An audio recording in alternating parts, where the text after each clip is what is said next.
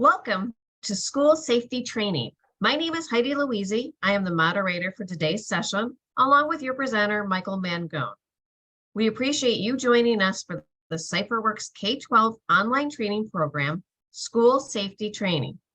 Our intent is to provide you with information you will find beneficial to your school or district. To allow you to make the most out of your session today, I'd like to give you a quick tour of the Zoom webinar control panel. The panel will look like the one on your screen. Your microphone will be muted, but we want you to feel free to raise your hand or ask questions in the chat during the presentation. I will monitor both areas to alert Michael and make him aware of any questions that come in. Now, I will hand it over to Michael. Great, thanks, Heidi. Good afternoon, everybody. Thanks for attending today's webinar. My name is Michael Mangone. I will be your presenter for the day. I've been with CypherWorx about a year and a half. My main focus has been K-12, working with school districts and also after school. So once again, thanks for attending, everybody. So before we actually get started, it's important to give you a quick overview of the entire K-12 program. The CypherWorx K-12 program gives you more than 2,000 hours of content in 6 catalog categories. We're also ISET accredited provider, which allows us to offer continuing education units. And as you can see are the categories up top, along with some additional sample courses. To continue the K-12 program overview, we actually can provide the content to your school or district in a variety of ways to make it easy for you. We can set up a private learning content management system site for your district and allow access through APIs, single sign-on, or SFTP. We can also provide the content within your own current learning management system. And if you're a PowerSchool user, we can provide the courses through PowerSchool. And then we have a dedicated site for students, community, and parents and guardians. Training for all your school district audiences. The program is designed to give access to content for all of your school audiences, students, teachers, community, and also parents and guardians.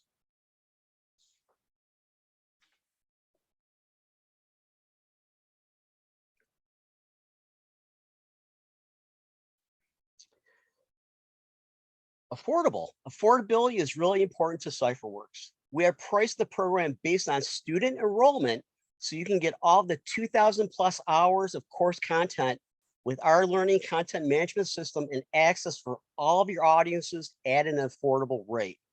Discounts are available for customers of PowerSchool and other school software providers. So let's get into the safety side. Safety training options.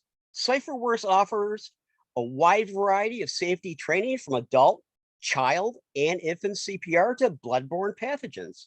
Our training courses can be used for students in technical education, adult education for parents, guardians, alumni, and community to support careers. Faculty, staff, and employee require training. Interactivity is the key to engagement, connecting employees with critical concepts. We believe online safety training shouldn't be boring, and we prove it every day.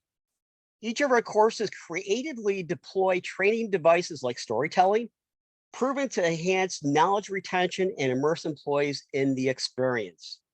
That's why CypherWorx online safety training is more effective, memorable, and fun. So I'm going to show you some of the safety courses in our catalog. So in this catalog, which is available on our K-12 website, and I can also send this to you as well, but let's skip right to the safety portion. So these are some of the courses that we currently offer, anywhere from child and adult CPR, mold safety awareness, safety and survival in an active shooter event, safety training for supervisors. So as you can see, it's definitely a comprehensive list for safety courses.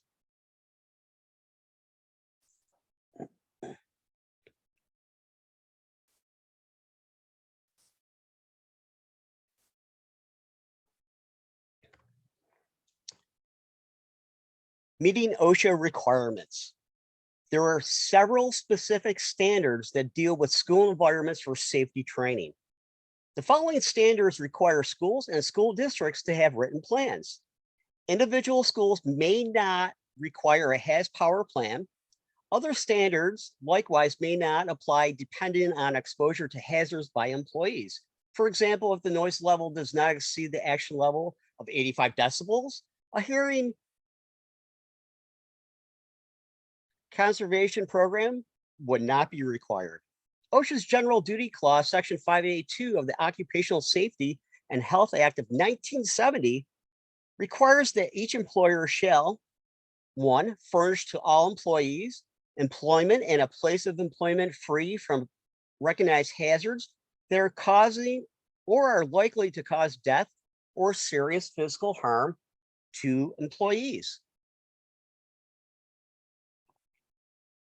Secondly, to comply with occupational safety and health standards promulgated under this act.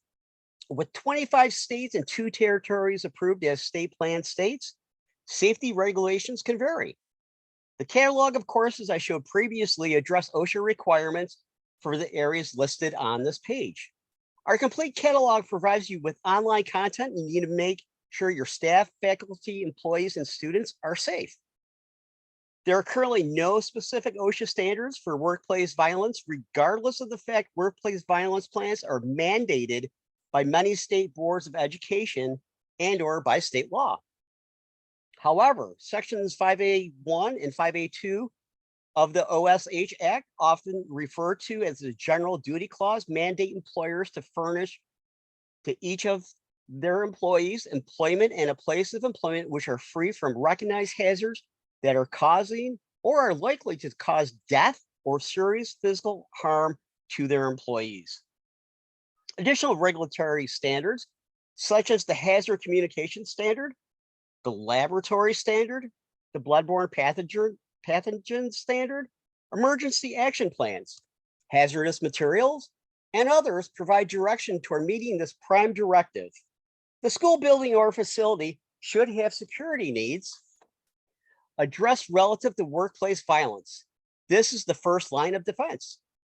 These simple recommended procedures will not guarantee a 100% secure workplace. However, they will raise everyone's level of awareness and help the building become more secure, both physically and psychologically. So let's take a look at a couple of our courses. I'm going to show you the active shooter course. It's very highly interactive, and you can make this course available to students, parents, guardians, faculty, staff, employees, and the entire community.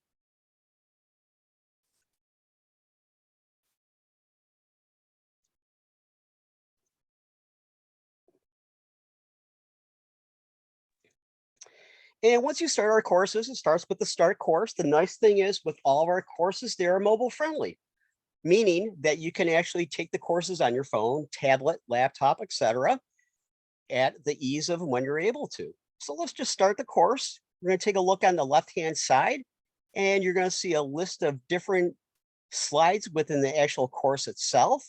And the nice thing is with our courses, we do have a quiz at the end, just to make sure that the user has a full understanding of what they just learned. So let's just take a look at this course. Like I said, we make these as interactive as possible to keep the user engaged. We'll click continue. And as you can see, it says complete the content above before moving on. This is forced navigation. So what that means is that the user has to do something to proceed to the next slide. In this example, it's the flip of the card. So what is an active shooter? And then you can see this frees up and you're able to continue.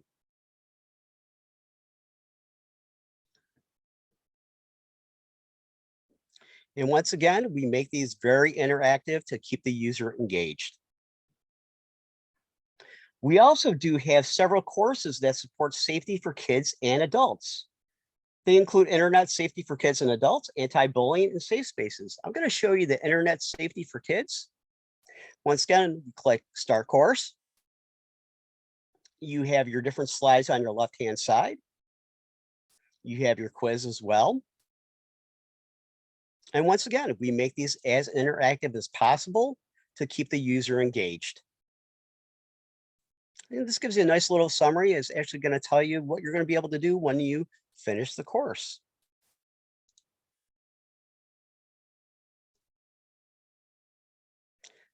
So this should give you a good example of what our courses look like.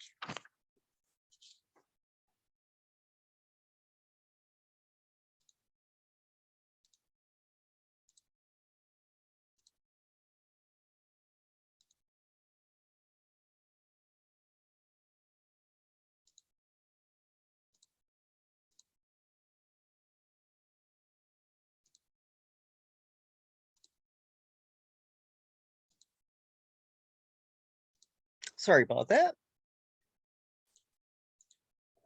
So continue, provide safety training for school community. Today, education must serve the needs of adults as well as youth.